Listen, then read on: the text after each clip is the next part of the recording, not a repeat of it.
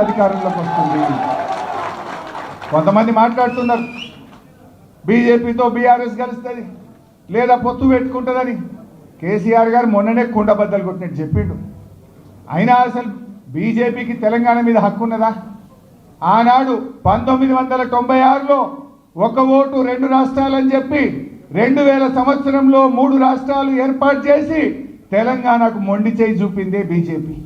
చంద్రబాబుకు భయపడి తెలంగాణ ఇయ్యకుండా తెలంగాణ ప్రజల్ని మోసం చేసిందే బీజేపీ. అసలు కేంద్రంలో 8 ఎంపీలు గెలిపిస్తే గుండు సున్నా పెట్టి బడ్జెట్లో తెలంగాణకు మొండి చేయి చూపిందే బీజేపీ. ఇవాళ పోలవరం జాతీయ ప్రాజెక్టు ఇవ్వడం కాక బనకచెర్ల గోదావరి లింకుకు మళ్ళా తెలంగాణ నోరుగొట్టికి తెలంగాణలో గోదావరి నీళ్లకు అన్యాయం చేసే అక్రమ ప్రాజెక్టుకు వత్తాసు బలికి నిధులు ఇస్తున్నదే బీజేపీ. ఇంకా బీజేపీ ఏ ముఖం పెట్టుకున్నట్టు ఏం చేసింది బీజేపీ? ఓ జాతీయ ప్రాజెక్ట్ ఇచ్చిందా? ఒక మెడికల్ కాలేజ్ ఇచ్చిందా? ఏం చేసింది బీజేపీ? తెలంగాణకు అన్యాయం చేసింది బీజేపీ. గోదావరి బనకచెర్ల మీద కిషన్ రెడ్డి మాట్లాడాడు, బండి సంజయ్ మాట్లాడాడు, ఈటల రాజేందర్ మాట్లాడాడు. ఎందుకు మాట్లాడరు అని నేను అడుగుతా ఉన్నా.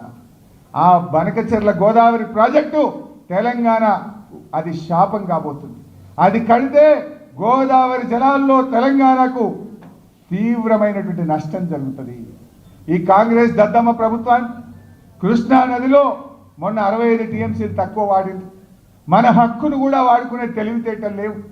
గోదావరి బనకచెర్ల ప్రాజెక్టు ఆపే విషయంలో ఇవాళ రాష్ట్రంలో కాంగ్రెస్ ప్రభుత్వం పూర్తిగా ఫెయిల్ అవుతున్నటువంటి పరిస్థితి ఉన్నది. బట్ ఏది ఏమైనా బీఆర్ఎస్ ఉన్నది, మేము వదిలిపెట్టాం.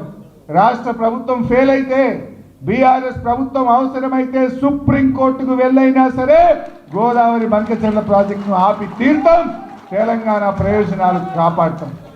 బీజేపీ నాయకులారా, తెలంగాణ మీద ప్రేమ ఉంటే వెంటనే గోదావరి బనకచెర్లను ఆపండి, తెలంగాణ ప్రయోజనాలు కాపాడండి అని చెప్పి నేను ఈరోజు డిమాండ్ చేస్తా ఉన్నా.